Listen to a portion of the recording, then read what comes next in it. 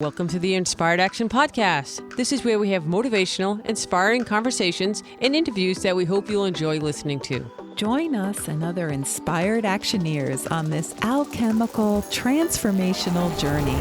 Welcome back to the Inspired Action Podcast. This is Pod 97. My name is Jay, and today we're going to be discussing the metal element and what it feels like for metals to truly experience, feel, and be in this lifetime. Perhaps, we can't be definite, but of course I'm with my co-host, Lita Herman, and that's definite. Thanks. Welcome I just back. don't want to put them in a box. No, they don't want to be in a box. No, they don't want to be in a box. Welcome back. Today, we're doing this elemental series on what does each elemental person truly want in life. Of course, every person is a little different, but we explain this concept of how to ask yourself what you truly want in Pod 93. So if you haven't heard that podcast and you want to kind of get the background on this one today, please go back and listen to that. This is the question we need to ask ourselves as part of doing the first stage of alchemy. So Jay, explain a little bit more about today. Today, we're going to talk about what could possibly give a metal person a sense of completion, a sense of fulfillment, and we'll just kind of explore that and see where it magically carpet ride takes us. Yes, and just to give you some more like a backdrop about the metal element, we have to think about this according to kind of what a lot of metal people are aware of, which is that the fun part of life is not even in this dimension. It's about Yes. We love dimensions. Yes. It's about where we came from before we were born and where we're going when we die. So the drama of what we call life that we're constantly playing out is less interesting to the metals than the other side, that mystery, wherever we came from. And even if you don't think about it, if you're metal, somewhere inside you, you probably know this to be true. And in a way, it's like you're sitting back in a reclining chair, watching the rest of the world go through all their machinations. Did you say imaginations? Imaginations, No, no. machinations. Machinations. They do like the scheme. Yes. In a good way. Yes. And just see what all these people are doing, as a bunch of shenanigans, really. Yeah. They're going to love being called shenanigans. No, we're not calling metal people shenanigans. They do like the scheme. They see us going through all our shenanigans. Oh, yeah, we're shenanigans. Yeah, sure. we're doing the shenanigans and they're just watching. I'm not sure that's actually a word used in that way. Well, what shenanigans are you up to? Ooh, I don't know. I just went totally in the wrong direction there. Yeah, right the down. The fire right what down. What shenanigans are you shenanigans up to? There you go. The double shenanigan use. There you go. So in other words, let's just say that metals see through the rest of us. It's like they see all the bull crap and games that we all play with each other. It's like they have X-ray vision and they just see it all. And then they just shrug because, there's really nothing to do about it. They don't really care. No. Nah. But they watch it. Sure. So Lita, how could they even ask the question of what do I really want if coming from, well, in a sense, they're coming from that nothing really matters point of view? Like, so why would they not ask that question? Yeah. Nothing really matters. It reminds me of that Queen song, Bohemian Rhapsody. Oh, just that little song. Nothing really matters to me. Dun, dun, dun, dun. All right. Boy, we got that right out of the way. We got the singing out of the way. All right. So nothing really matters. So why would they want to even consider asking the question? Yes. But wait, don't answer that. Before we answer that, drum roll. Ding. I don't have my sound effects today. Sorry. We're going to talk a little bit about what's going on in the Inspired Action podcast world because we're in the world headquarters of the Inspired Action podcast right now. What a coincidence. That's where we record this podcast. Yeah, that is a coincidence. Well, we're really excited that, many of you probably, hopefully know already that our audiobook is now out on Audible, Amazon, and iTunes.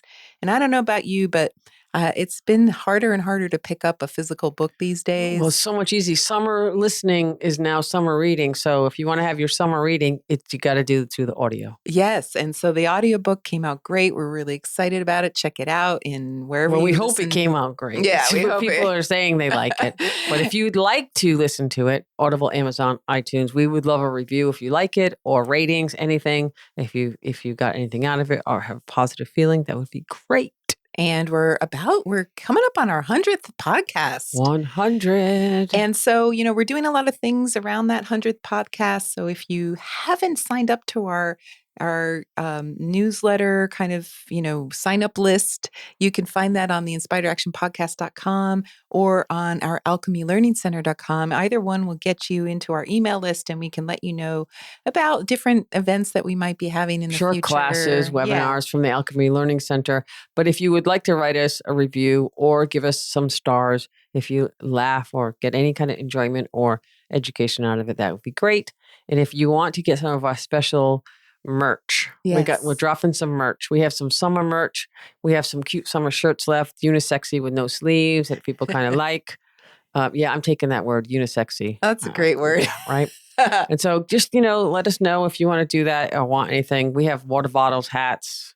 Yeah, I don't know. We got all kinds of stuff. We're having fun. So, but we just basically would love for you to enjoy the experience of listening, and then just let other people know that you're enjoying the experience. Yeah, it helps us get the word out. And really, the word is really worldwide right now. I mean, we've got listeners writing us from countries all over the world, and it's exciting. So thank you for all that you guys have done so far in rating and reviewing the podcast. And if you haven't done so, if you can takes like 10 seconds. They make it a little complicated, but some of them, Spotify, it's really hard. So if you can jump on over to Apple or Google or another place and write a review, that would be great. Yeah, that would be great. And so also, Lita, if you want to talk really quick, so I want to get back to metal, about the Alchemy Learning Center, what's going on there? So the Alchemy Learning Center is where we're putting all the information that you're hearing in this podcast into some way that you can dive a little deeper, get more information. We have some free classes. We have some meditations. We have all kinds of things, plus, classes that you can join and things like that about the 5 elements, about the 9 palaces, about alchemy. So you can check it out at alchemylearningcenter.com. That's right, .com. All right, fantastic. And I really quickly will mention that I know we have our new book out on audio through the Mystery Gate, but we have just almost finished our newest new book, which will be out later this year, the very end of the year. It's called, drumroll, The 9 Palaces of the Heart. The 9 Palaces of the Heart. It's about the 9 palaces, which we talk about a lot on the show. We're super excited, and it's really, really, really like we have the gas pedal on. It's going great. And we just wanted to just announce that a little bit. This is like the pre. That's exciting. So if you're listening to this, you are the first people to know that we have a new book out called The 9 Palaces of the Heart coming out. We're hoping for the end of 2022. All right. But it might be a while before we have the audio. We don't know. Yeah. We might do it at the same time. No, I think we'll do it at the same time. Yeah. See, and now we're really throwing the gauntlet down. Oh, boy. All right. Okay. So if you're into this, keep listening. We'll have more. So let's go back to the metal, talk about the mysterious answer to this difficult question. What do I really want from the metal perspective? Yes. All right. So how do metals answer this question if nothing really matters? That's what we've And they think up. We're all shenanigans. Yes, right. Doing shenanigans. Doing shenanigan things. Right. Then the thing is, they know nothing really matters. And then they get caught up in this play of life, just like the rest of us. And, what some might call samsara of life. They fall in love passionately. They get notoriety and respect in the world. They do all the things metal loves to do. And they start to think maybe it's all about life here and now rather than where we came from or where we're going to, before birth and after death. So, it's not like they're all, just thinking about this mystery, this big mystery, but in the background somewhere inside, they probably are. And it does come out in pop culture a lot. If you're aware of it and you can see it, like when Lita and I watch a movie, we know within 5 minutes if it's a metal director or a metal writer or metal people cast in the roles. Yes. Like instantly, because we see these themes that come out. It's like a signature. Right. There's a slowed down nature. There's a lot of spaciousness in terms of pauses and slower, beautiful, a lot more beauty, a focus on that. So that's kind of the metal life. Now, there's also the factor that sometimes metal just decides to drop out of society because they don't want to do the shenanigans that everyone else is doing. They're done with the shenanigans. The shenanigans. And a metal movie, if speaking of movies, would be Nomadland. Yeah, that's recent. And that if you want to get a little insight onto metal with some great acting and directing and writing and all that good stuff, it's definitely something to check out. And it's, it's got drama and it has to do with survival and being in the moment where life and death is really present and there. They don't like think about it outwardly, but it's always there, hanging there. Yeah. And it's done beautifully. And I don't know. I love that movie. Yeah. So, but like the rest of us, metal. But wait, I just want to say, yes, it's not the feel-good movie of the summer. No. Or last summer. So don't be going like, Jay said it's popcorn and you cry. Well, I'm not saying you're going to cry, but you might squeak out a tear. I'm not saying. But I'm not saying it's the feel-good, happy, happy feet penguin movie of the summer. But if you want to have a little metal insight and you're in that mode. Well, the reason that a lot of metal movies aren't the feel-good movies is they feel good in terms of this idea of engaging the concept of losing and the connection that you feel in the loss. So that's what metal's all about, connection and loss. Feeling like you've lost something, but through the memory of it, you reconnect with it and you feel nostalgic. That's the tagline for the movie, Nomadland. Exactly what Lita just said. Yes, exactly. That could have been on the poster. Yes. Because that is it. So, all right, cool. That's great. So there's your homework, Nomadland. Right. So anyway, metal's just like the rest of us. They still live and want and desire. And, even if they know underneath that all of this is just shenanigans, we're going to just keep saying that word. How many times? Someone count them. It's why they can feel comfortable, like even walking through cemeteries. Many of them are like, cool, let's go to a cemetery. A lot of other elemental types are like, no. And they like to walk through it quietly. Yeah, quietly. Respectfully. And, it's almost like the dead people are more their people than the living people are, And of course, as with any element, whenever we make a sweeping generalization, there are going to be many who, for whatever reason, feel differently. And there can be definitely metals out there who are even scared to go into graveyards. But, maybe they were frightened as a kid and that's why there was some story about why they might be scared. But, barring those exceptions, it's more a feeling we're talking about. So if we go with metals on the surface, sure, just like everyone else, they desire a lot. They have, maybe they have a super expensive, highly engineered and well-designed something. That they love. They love, like a car or something. Or, they love this particular kind of architecture. And maybe they even build their own home to be this beautiful, elegant piece of architecture. Or artwork, maybe they own a piece of really exquisite artwork. Or remember, it's part of creativity. It could be they creating it. Yeah. And, a lot of them love really good industrial design. If you look at sort of, Apple's way of designing a lot of the equipment we use, it's very sleek and very powerful, yet modest looking. And even though Steve Jobs was, definitely wood and loved gadgetry, I think a lot of maybe through him being metal second or something like that. We haven't really looked at that. But, obviously there must have been a lot of metal influence in the designers. Sure. Yeah. And I'll give you another example too. Recently, we got to drive a Tesla car. And I had been in them, but not really paid attention. So we finally had one for a week when we were out doing work on the West Coast. And I was just blown away on how much they stripped away from modern cars. They have clean lines.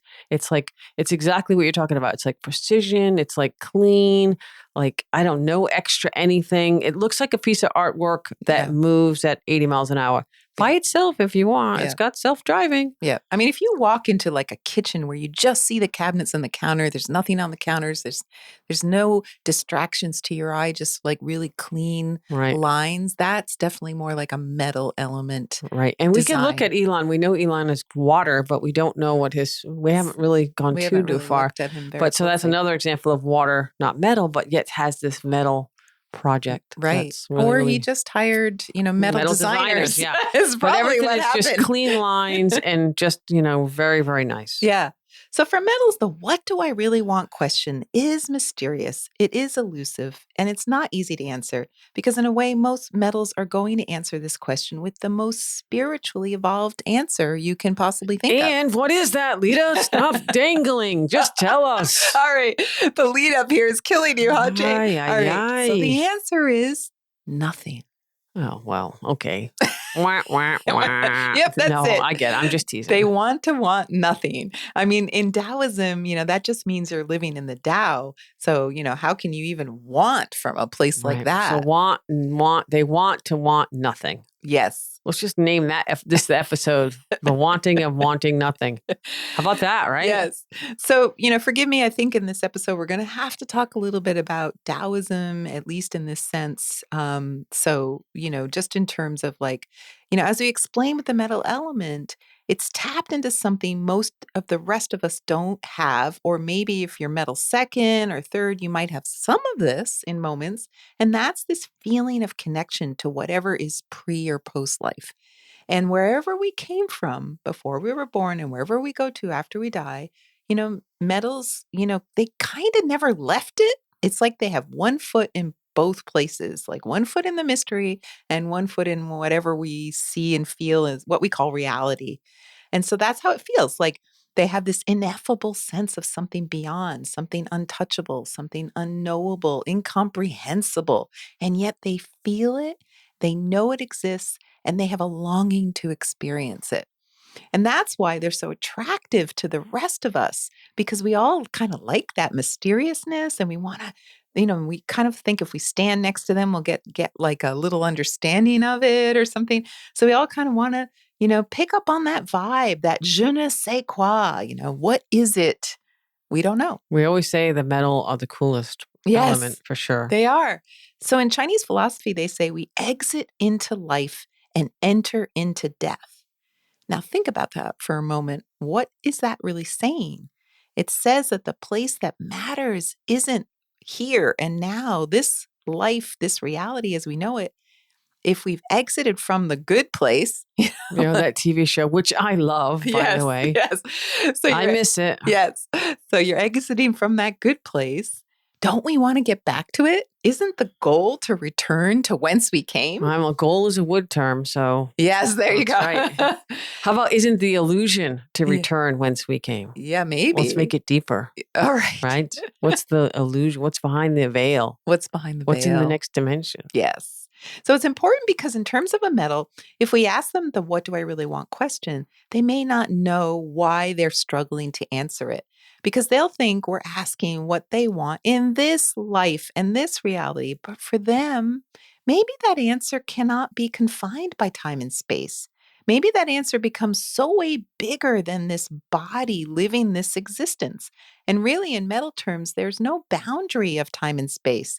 We always joke that when a metal is a close friend to you or loves you, you could be 3,000 miles away, or, maybe the last time you talked was 20 years ago. But for them, they're still as steadfast and strong as the last time they saw you. And none of the barriers of time and space really matter to them, which is why they might not take the initiative to actually pick up the phone and actually call you. Because a lot of friends of metals kind of wish that they would be more in touch, but they are to them, they're communing with you in their heads, maybe having conversations with you as if you're together in the here and now. And they do this all the time. Yeah, I love it. And when you live with no sense of time and space as a confine to your experience, then the things, that you genuinely really, really want are going to be kind of quite ineffable. Yes, ineffable. Yes. So sometimes that is translated into art. How did you know I was going to use that word? How did you know I was going to use that word? Wow. Psychic. Wow. I'm really just stunned. But yes, that was the word I was going to use. It's a great word. I did the dramatic pause and... There's no word better than ineffable for perfect. metal people. All right. And sometimes that ineffableness is translated into art. It's like those metal movies that are slow moving. They're stunningly beautiful. They're a bit heartbreaking, perhaps, but in a cosmic way. They often don't have much of a plot, even, but a lot of beautiful sunsets and poignant, slow moving conversations where not much is said, but so much is conveyed in the mood. And they're, like art house movies, indie movies, things like that. So, like Nomadland, like Jay said, like Call Me by Your Name was one.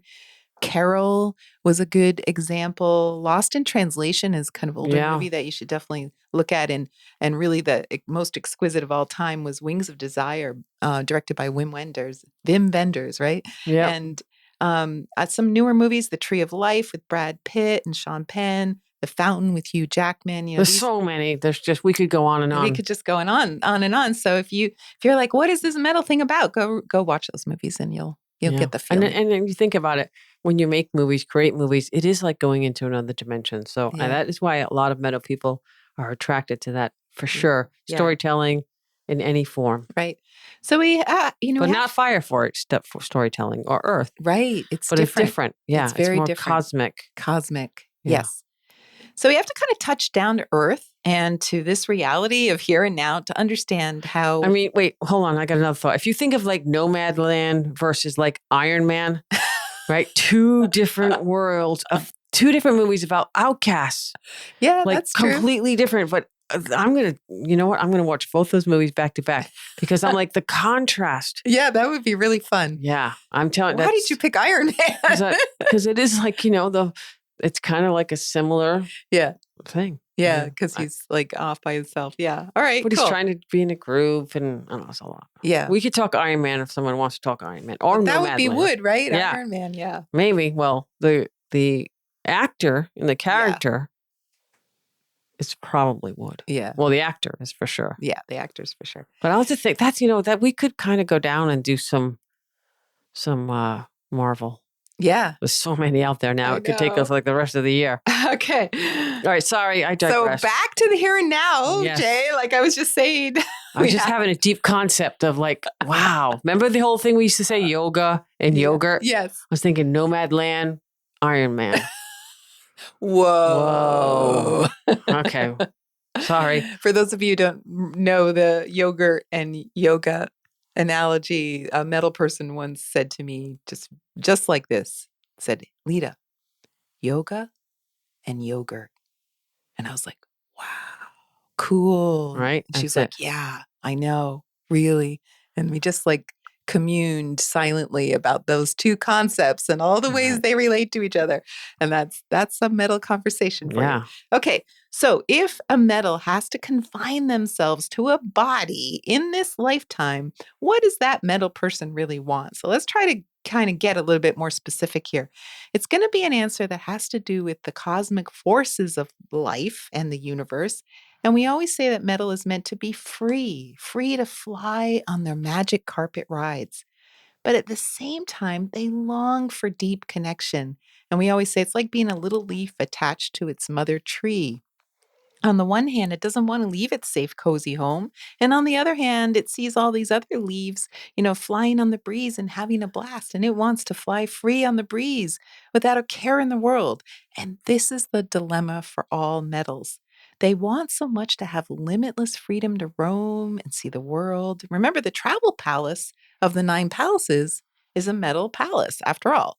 Or they want freedom to have complete creativity, because that's another palace, the creativity palace, to create something beautiful that can grasp at the essence of something beyond this lifetime, like those movies.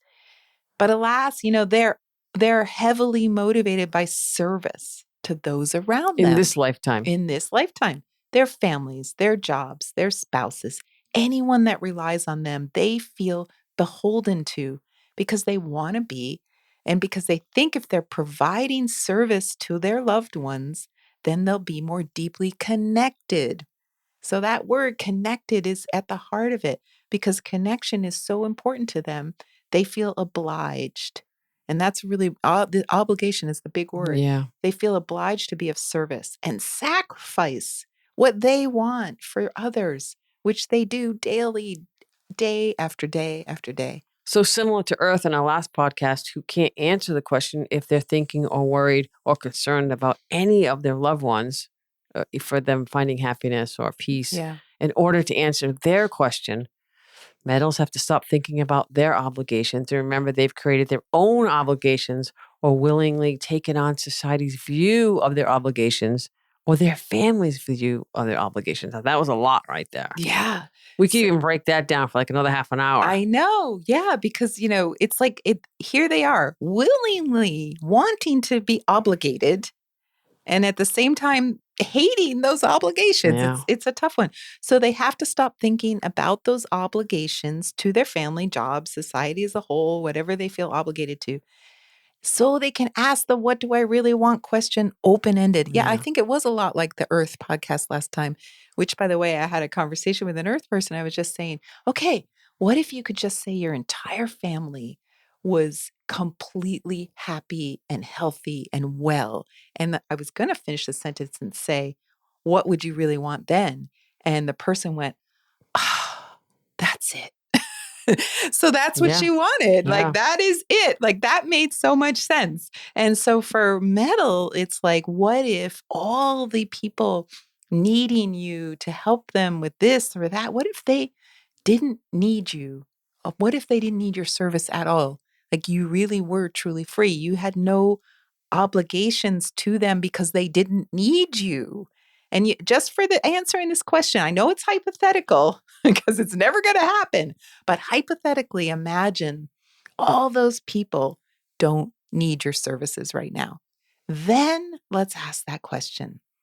So the answer to deep down is going to always be this dualistic issue. One side wanting connection with all that that is really, it's not just human connection.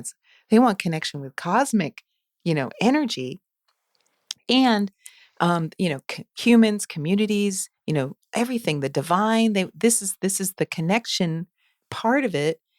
And however that phrase, it's the feeling like they're attached to something, like that leaf on a tree, and they really, really want something along those lines. But if they have that, if they can feel that, what they want even more is to feel so safe and secure in that attachment that they can let go and completely fly free like a little leaf on a breeze and roam from place to place without feeling like they have to lose the connection, meaning they've already attained the attachment. They don't have to work on it. They don't have to be of service all the time. And now they can bring that with them wherever they go. It's really what's at the core of attachment theory, that was originally postulated by psychologist John Bowlby, that if we raise children to feel attached to their parents so they feel so secure and safe, then when they feel confident enough to go out into the world and explore it, they're going to be fine. Like they're going to be like, I got this. And that's the metal's dream, to feel safe in the connection with themselves and with those they're connected to so they can be truly free. Boy, that was a lot. That was a lot. That safety will come from feeling like they have these lifelong bonds, but the bonds aren't shackles. Yeah. You often hear metals feel like they're just like held into place by these obligations. Yeah, it's not a support system right. so much. And they encourage them to roam around the world on their magic carpet. Yeah. Which is what they truly want too. I mean, imagine that you had parents who were like, we don't want anything from you. We just want you to fly and go do your thing, like go travel around the world or whatever you wanted to do. What if they gave you 100% the feeling, that the confidence that was true, that you could just go and not worry about them, and yet they were along with there. their credit card. Yeah. Right? Yes, totally. Go be first class. So it's almost like metals. Just joking. Yes, first class. They can do it without a credit card. But it's almost like metals need permission from their families to go be and do what they need to do in the world. And the problem is they don't ever even ask for permission. Yeah. So probably if they did, they might get it. Yeah. So if you're metal, knowing this, we ask you to ask yourself, what do I really want? We're going to ask you to do an experiment, to put aside this very strong desire to serve your loved ones, your coworkers, your society, that obligation that you carry so heavily. And let's just say, hypothetically, you're off the hook. Yeah. Right? They don't need your service. It's not that they don't want your service. Right. They don't need it right now. Yeah. And then so you can start to think and ponder, what do you really want for yourself? Just for you, deep down. Yeah. What do you think your life is truly about? It doesn't have to be about doing necessarily. It doesn't have to be about wanting. It just doesn't, if you don't have that identity of the social obligations, where would you be? Who would you be? And, like we said, you might want to travel, you might want to be creative, or you might want to have a spiritual pursuit. Remember, we're all trying to get to the home palace of the 9 Absolutely. palaces. So you can do this as part of a meditation where you allow your analytical mind to relax a bit. It might be a little helpful. Yep. Okay. You can just let answers arise. I know that when I've had mental people, they need to do it a few times, and I've done it in the past. Like, they need to do it a few times because they just have to keep giving themselves more permission, more permission, more permission. Let the answers arise from deep inside. Go to places that are beyond your mind, beyond Yes. time and space reality. Yeah. And the answers will come from, guess where, Lita? Inside your heart. Yes. Yes. And so that's it. For homework, send us your answers. We'd love to hear them. Yeah. Write them down, document them, write them on the Inspired Action Podcast Facebook group if you want, or stick them on a Post-it on your wall. Sure. Or send us an email if you want. Yeah. Like, you don't have to put it on the Facebook if you don't want to. And remember, you're going to have to say, remember, this was sort of hypothetical, and you'll probably feel stuck again if you've had a lot of obligations and that feeling of lack of freedom in life. So you might feel that again, and it's pretty certain that you probably will feel not free again. And then you can remember what you really want is that freedom, and that it's important to still have connection and freedom at the same time. And so in a future podcast, you'll come to learn that you get to have both freedom and connection. Stay tuned for that podcast. All right, so go out and have some shenanigans with your shenanigan friends. And tune in for the next episode on water. Actually, metal people love to have little shenanigans. Yes. Right? Not too much. Yes. But just enough to They love to have a little scheme break going on. the rules. That's just right. a little just bit. Just a little bit. Like a tiny bit. All right, go have some fun, and we will talk soon. Have a great day. Bye. Bye. You've been listening to the Inspired Action Podcast, and you've reached the end. Woohoo! Why not celebrate a little bit and click that subscribe button right there? We love having you with us on this journey, and we want it to continue. You can also rate and review this podcast. And if you have already, thank you so much. We read all reviews, and your reviews help other people find this podcast as well. You can also be a part of this podcast yourself by submitting a voice recording message and emailing it to us at lita@inspiredactionpodcast.com or jay@inspiredactionpodcast.com. And if you want, you can join our Facebook group or follow us on Instagram. Join us next week for another Inspired Action conversation. And thank you for listening. Thanks for listening, and remember to hug the dog.